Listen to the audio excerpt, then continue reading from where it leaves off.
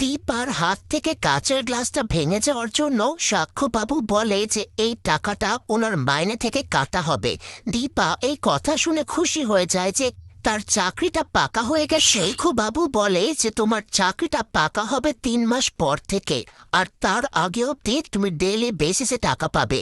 দীপাকে তারপরে বাড়ি চলে যাওয়ার কথা বললে দীপা বলে আমার তো কোনো বাড়ি নেই, আগে আমার যেখানে চাকরি হওয়ার কথা ছিল ওরা বলেছিল আমাকে থাকার ব্যবস্থাও করে দেবে। সাক্ষ্যদেব বলে যে আমাদের একটা স্টোর রুম ফাঁকা আছে, এর থেকে বেশি আমি কোনো কিছুই দিতে পারবো না, তবে একটাই শর্ত, তুমি ফুল দিয়ে যেভাবে সাজিয়েছ প্রতিদিন সেভাবে সাজাতে হবে। বা তারপরে নিজের কাজে নেমে পড়লে বিবেক এসে জোর করে দীপাকে কাজের মাঝখানে খাবারটা খেয়ে নেওয়ার জন্য বলে। যখন স্টোর রুমে এসে ভাবে যে এইবার একটু ফ্রেশ হয়ে নেওয়া যাক, তখনই লাগেজটা খুলে দেখতে পারে যে তার লাগেজটা তো অন্য কারোর সঙ্গে এক্সচেঞ্জ হয়ে গেছে। এইদিকে রাতের বেলা চারু যখন নিজের সুটকেসটা খুলে দেখে সেও বুঝতে পারে যে তার লাগেজটা এক্সচেঞ্জ হয়ে গেছে।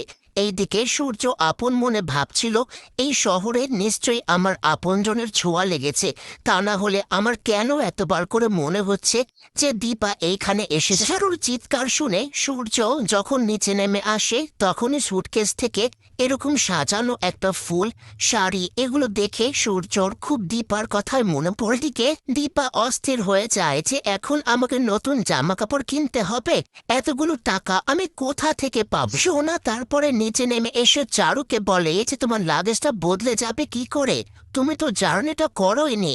তখনই চারু বুঝতে পারে যে তার মাঝখানে কোথাও একটা এই ব্যাগটা চেঞ্জ হয়ে গেছে। চারু বলে এইভাবে আমার লাগেজটা চুরি হয়ে গেল।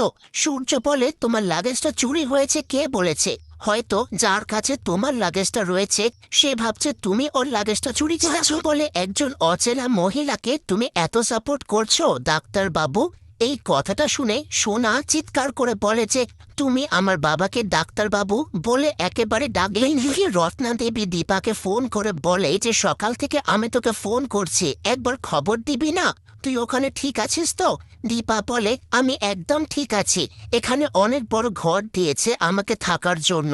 তারপরে দীপা সাহস করে সেনগুপ্ত বাড়ির কথা জিজ্ঞেস করলে রত্না বলে ওই বাড়ি ছেড়ে তো চলে গেছিস, এইবার ওই বাড়িতে কি চলছে সেটা তো জানার দরকার নেই। কি সোনা চারুকে বলে যে আমার বাবাকে আরো একজন ডাক্তার বাবু বলে ডাকতো, তাকে আমি প্রচন্ড ঘেন্না। পরবর্তী পর্বে দীপার লাগেজের মধ্যে অ্যাড্রেস খোঁজার চেষ্টা করলে হঠাৎ করে চারু আর সোনার একসাথে একটা ছবি দীপার হাতে চলে আসে।